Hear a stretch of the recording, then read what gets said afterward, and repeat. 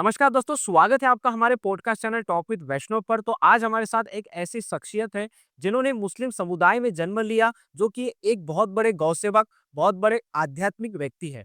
तो मैं स्वागत करना चाहूँगा सूफ़ी पेशकार साहब का कि उन्होंने हमें इस पॉडकास्ट के लिए समय दिया। और मैं उनसे जानना चाहूँगा कि बचपन से आपकी बाकी मुसलमानों से जो सोच रही है वो अलग रही है। क्या ऐसा था जिसे आपको गौ सेवा और आध्यात्मिक ओर खींचा? तो मैं आज आपके जीवन के बारे में जानना चाहूँगा कि आपका जो जीवन का जो शुरुआत है वो कहाँ से शुरू हुई? और क्या ऐसी प्रेरणा मिली कि आपका जो झुकाव है वो गौ माता और राष्ट्र माता की तरफ खींचा चला आया?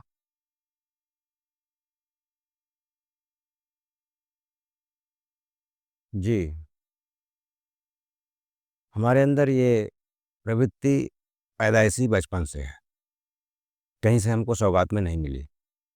ना हमने किसी का कुछ देख कर के कुछ जानने और सीखने और समझने की कोशिश की। अब इसको कोई पूर्वजन्म का संस्कार समझे या भाग्य समझे, कुछ भी समझे, ये प्रवृत्ति हमारी बचपन से थी। और एकांतवास करना, अपने आप में मनन करना, ईश्वर के बारे में, अल्लाह के बारे में थिंकिंग करना कि वो क्या है, कौन है, कैसा है, हम उसके कौन हैं, हमारा उससे कोई रिश्ता है या नहीं है। हाँ, ये सब बातें बचपन से हमारे अंदर थी। मैं इस पर थिंकिंग करता था। एकांत में, जंगल में, बगीचों में, कब्रिस्तान में जाके बैठता था और मनन करता था। धीरे-धीरे जो है वो रास्ता मिला, सद्गुरु मिले, उन्होंने ज्ञान दिया और हर बात समझ में आती गई कि सही रास्ता यही है। आध्यात्मिकता के बिना इंसान जो है वो सूखे पत्ते की तरह है। इस्लाम के आरंभ में गाय और इस्लाम का संबंध रहा है, परंतु ऐसा क्यों और क्या हुआ कि आज का मुसलमान गाय से दूर नजर आता है? इसकी एक ख़ास वजह है कि मुसलमान अज्ञानतावश जो है वो दूर हो गया और मुसलमानों के अंदर सूफ़ी संतों से नफ़रत हो गई। और ये नफ़रत इनको इनके दिमाग में डाली गई। ये रियल में आप देखेंगे तो ये यूरोपियन साजिश थी।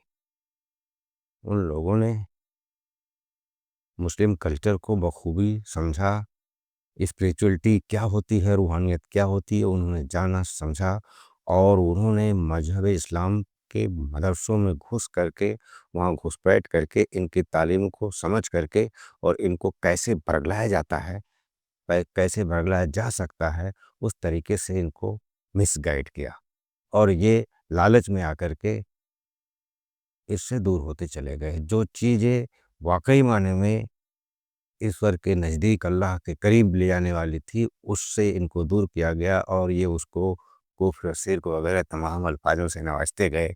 और खुद जो है वो दाढ़ी टोपी लगा कर के बेचारे नमाज़ पढ़ के, कुरान पढ़ के अपने को मुसलमान भी समझते रहे। ऐसा क्यों नजर आता है कि गौ माता से जुड़ने पर आज के मुसलमानों की धार्मिक अस्मिता खतरे में आती है? ये बात भी अज्ञानता की वजह से है। गौ माता जो है वो आज तो ज़माना बहुत अपडेट हो गया है। इसका वैज्ञानिक पहलू आपके सामने हूबहू फेस टू फेस आपको समझाया जा रहा है। और जो लोग समझ रहे हैं उससे समाज का फ़ायदा हो रहा है, प्रदूषण ख़त्म हो रहा है, हाँ, बीमारियाँ ख़त्म हो रही हैं, लोगों को स्वास्थ्य लाभ हो रहा है। हुज़ूर सल्लल्लाहु अलैहि वसल्लम ने भी फरमाया था कि गाय का दूध जो है वो आपके लिए शिफ़ा है, यानी फ़ायदेमंद है। और इसका गोश्त जो है वो आपके लिए नुकसानदेह है। रेड मीट आज भी नुकसानदेह होती है, मेडिकली भी। वो सबके लिए नुकसानदेह है, सिर्फ़ मुसलमानों के लिए ही नहीं। लेकिन जिनकी ज़िद है, जिनकी लालसा है कि हम यही चीज़ खाएँगे, वो आदत बस खा रहे हैं। आज़ादी की लड़ाई में वंदे मातरम एक नारा नहीं, आज़ादी की लड़ाई की आत्मा थी। तो क्यों ऐसा है कि आज का मुसलमान मुसलमान समाज में वंदे मातरम और भारत माता की जय बोलते ही उनके इस्लामिक की अवहेलना हो जाती है? वंदे मातरम ये एक नारा है, इनकलाबी नारा है। अंग्रेज़ों को भगाने के लिए हमारे देश के सपूतों ने, वीर सपूतों ने इसको लगाया और उसको लगाते-लगाते फांसी के फंदे पर भी वो चले गए। हाँ, हम अपने भारत माँ के बंदे हैं। भारत माता की जय बोलना ही सबसे अच्छी बात है, क्योंकि हम इंसान हैं। हिंदू मुसलमान होने से पहले हम इंसान हैं। और हम जिस धरती पर पैदा होते हैं, जिस ज़मीन पर, जिस देश में पैदा होते हैं, उसकी हिफाजत करने के लिए अगर हमको अपनी जान भी देनी पड़े, तो ये हमारे लिए फ़ख्र की बात होती है। कोई भी मज़हब ये नहीं सिखाता कि आप जिस देश में पैदा हों और जिसका अनाज आप खाएँ, जिसकी सोहबत में आप रहें, जिसका एहसान आप पर हो, आप उसके साथ गद्दारी करें। ये बेईमानी होती है। इसलिए ईमानदारी की पहली परिभाषा ये है कि हम जिस देश में पैदा हों, जिस मिट्टी का अनाज खाएँ, उसका एहसान हम पर है और उसका कर्ज़ चुकाने के लिए जब भी उस पर कोई मुसीबत आए, चाहे वो जिस तरीके से भी हो, हम तन मन धन से उस पर आमादा रहें, हाज़िर रहें। जहाँ भी आतंकवाद हमले होते हैं, वहाँ पर कट्टरवाद फैलाने के लिए इस्लाम का ही नाम क्यों आता है? क्या मुसलमान को भी आगे आकर आतंकवादी सोच को क्या नकारना नहीं चाहिए? हाँ, ज़माना बदल रहा है, कुछ हम लोग जैसे मुसलमान जो है पढ़े-लिखे समझदार इस बात को समझ रहे हैं और वो आगे आ रहे हैं। जैसे कि अभी कश्मीर में जो पुलवामा हमला कौन-सा हमला था वो? पुलवामा मार हमला हुआ है, तो उसमें एक मुसलमान जो है जाकर के वो अपनी जान दिया बचाने के लिए उनको, वो शहीद हुआ। तो उसके अंदर ये जज़्बा था सच और झूठ को समझने का, तो गोया वो अपनी जान की परवाह किए बिना भिड़ गया और बेचारा मारा गया। पहले इस्लाम के विस्तारीकरण के लिए सूफी संदेश संदेश देते थे और आज इस्लाम के विस्तारक के लिए कुछ लोगों ने आतंकवाद को चुना है। जैसे कहा था ना कि मतलब एक सोच लाई गई है कि अगर आप ये करोगे तो हुँ। इसके पीछे भी कुछ विदेशी ताकतों का हाथ है। उन्होंने मदरसों को एक तरीके से हाईजैक कर रखा है और उसमें कुछ अपना जो है कि सिस्टम घुसा रखा है जिससे भोले-भाले मुसलमान नहीं समझ पा रहे हैं और वो बिगड़ रहे हैं और नौजवान जो है वो बहक रहे हैं। गोया कि ऐसा नहीं होना चाहिए, इससे देश खतरे में जा रहा है और समाज में शांति भंग हो रही है तरह-तरह से।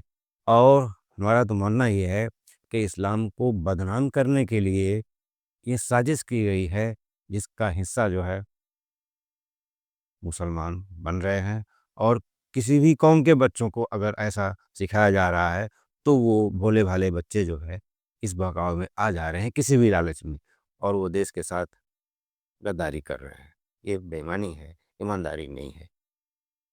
आज के राजनीतिक दौर में मुसलमानों का सच्चा हितैषी कौन है? मेरा तात्पर्य राजनीति या कोई सामाजिक नेता से है।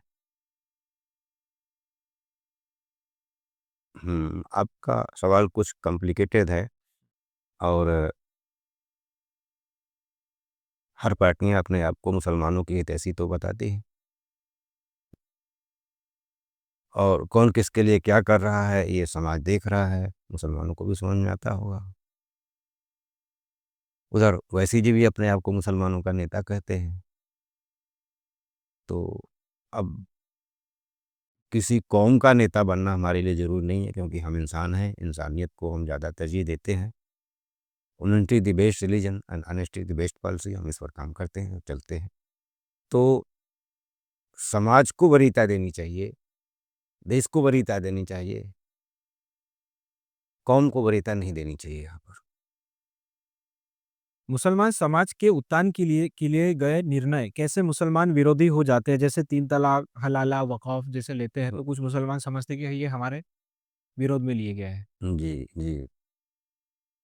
असल में कुछ खामियाँ धार्मिक रूप से हैं, जिसको शरीयत कहते हैं। तो शरीयत जो है समाज में जीने खाने का एक कानून होता है, उसी का नाम शरीयत है। तो पहले से कुछ चीज़ें ऐसी बना दी गई हैं। कुछ चीज़ों को रसूलुल्लाह सल्लल्लाहु अलैहि वसल्लम से भी जोड़ दिया जाता है और कुछ चीज़ें बाद में ही बनाई गई हैं। तो उसमें अगर कुछ फ़ॉल्ट है, तो ज़माना बदल गया है, 14 साल पीछे के हम नहीं जाएँ, अब के वक़्त के दौर के हिसाब से उसको हमें समझना पड़ेगा और बदलना भी पड़ेगा, नहीं तो मुसलमान ज़लील होता रहेगा। धर्मनिरपेक्ष देश में मदरसों से दी जाने वाली इस्लामिक शिक्षा कहाँ तक सही है?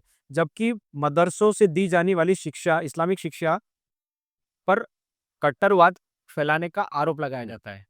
चूँकि इस्लाम के जो सही माने हैं, वो ये हैं फर्माबरदारी के, सेल्फ सरेंडर के।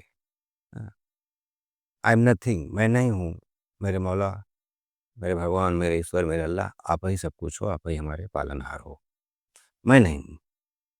लेकिन जब हम ये समझते हैं कि हम तो उसका नाम ले रहे हैं, हम अपने आप को इस्लाम परस्त समझते हैं, मुसलमान समझते हैं, दाढ़ी टोपी लगा लेते हैं और हम बने बैठे हुए हैं।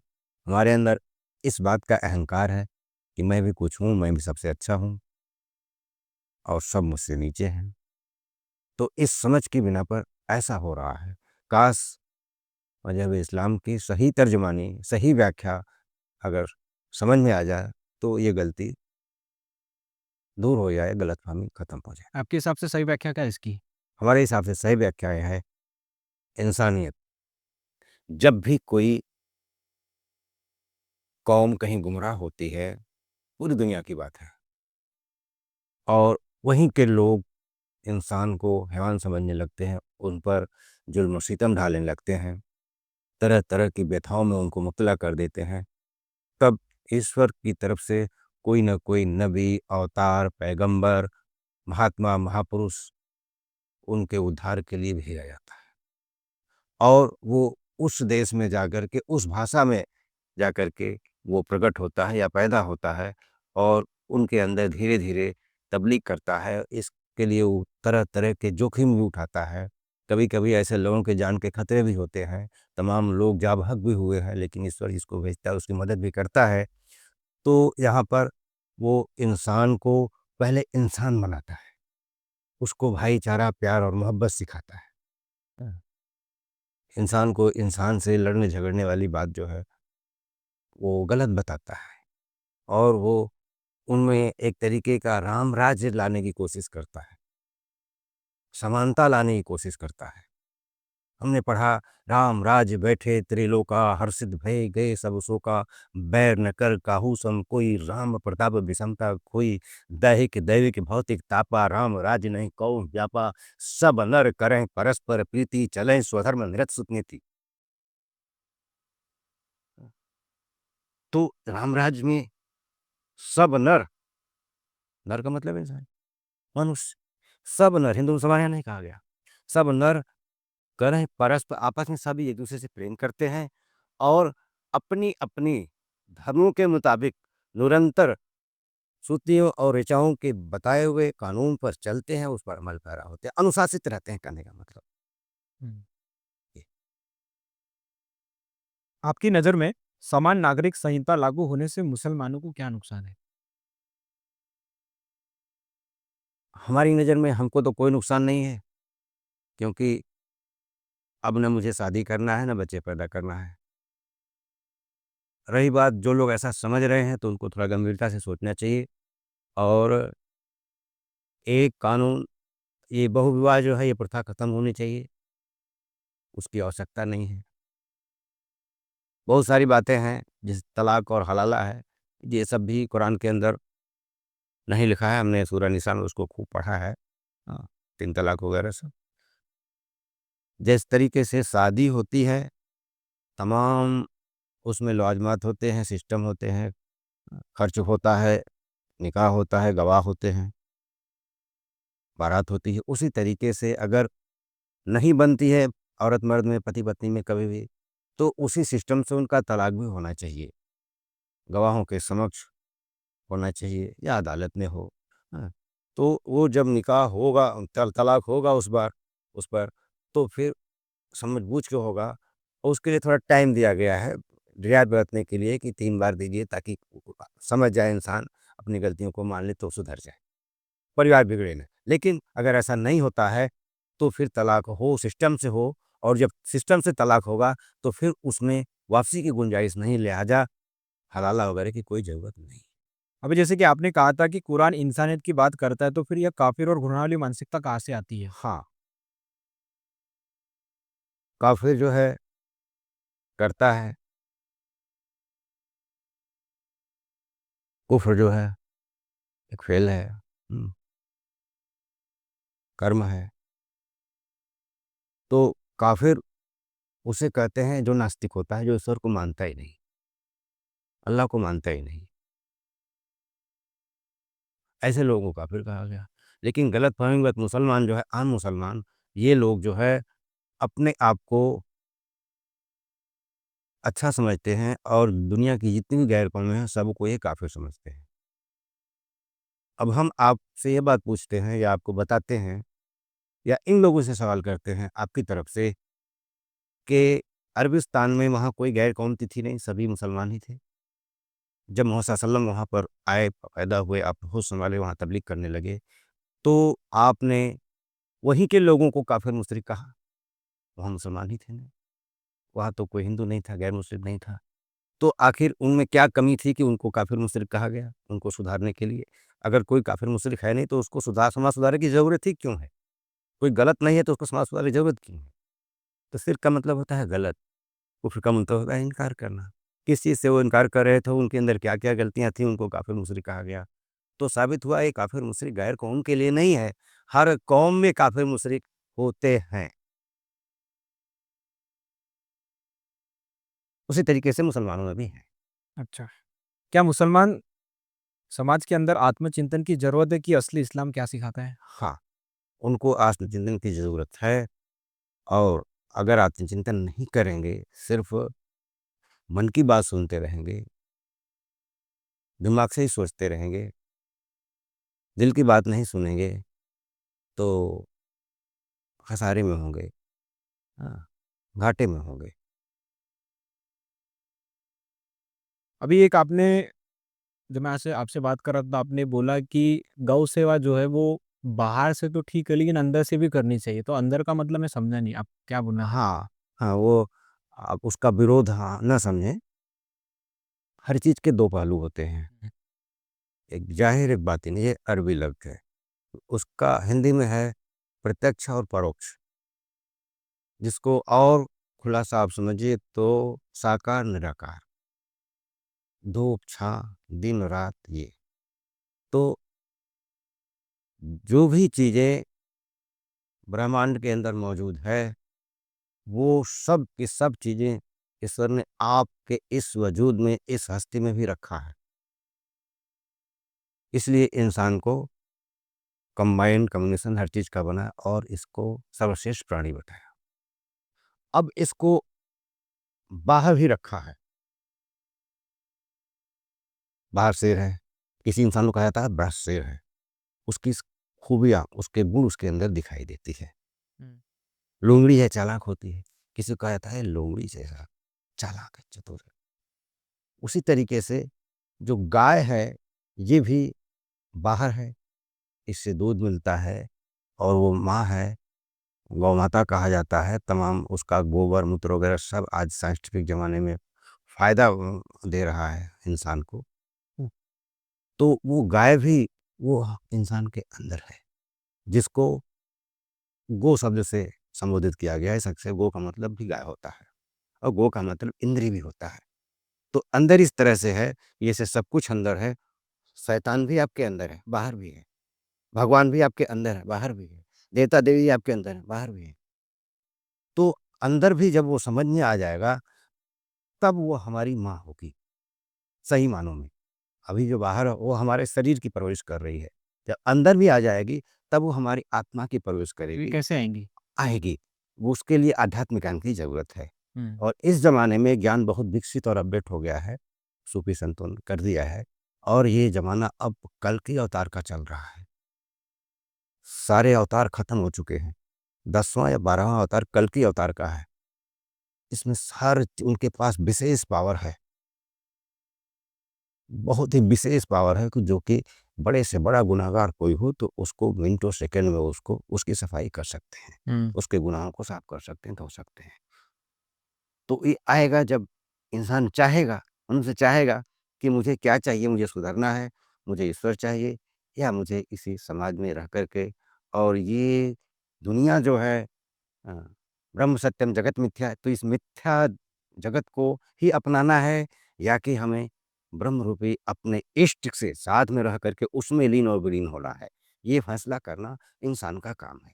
जब ये फैसला वो कर लेगा, एक तरफ हो जाएगा, तो जो वो उस टाइप की शक्ति है, उसको ऑटोमेटिक अपनी तरफ खींच लेगी और वो उससे मिल जाएगा, उससे मिला दिया जाता है, उसका बेड़ा पार हो जाता है। जैसे कि आप हर जगह मतलब घूमते हैं, बहुत सारी चीज़ें करते हैं, तो आपका मेन उद्देश्य क्या है अभी? हमारा मेन उद्देश्य ये है कि सर्वे भवन्तु सुखिनः, सर्वे सन्तु निरामयाः, सर्वे भद्राणि पश्यन्तु मा कश्चित् भाग भवेत्। ये हमारा उद्देश्य है। अभी जैसे कि जो युवा पीढ़ी है, वो अभी कट्टरवादी की ओर ज्यादा अग्रसर है और कहीं ना कहीं गुमराह भी है, तो उसके लिए आप क्या संदेश देना चाहेंगे आखिरी? उसके लिए मैं आखिरी संदेश ये देना चाहूँगा, और मैंने सरकार से भी अपील की है, फिर अपील कर रहा हूँ आपके माध्यम से, कि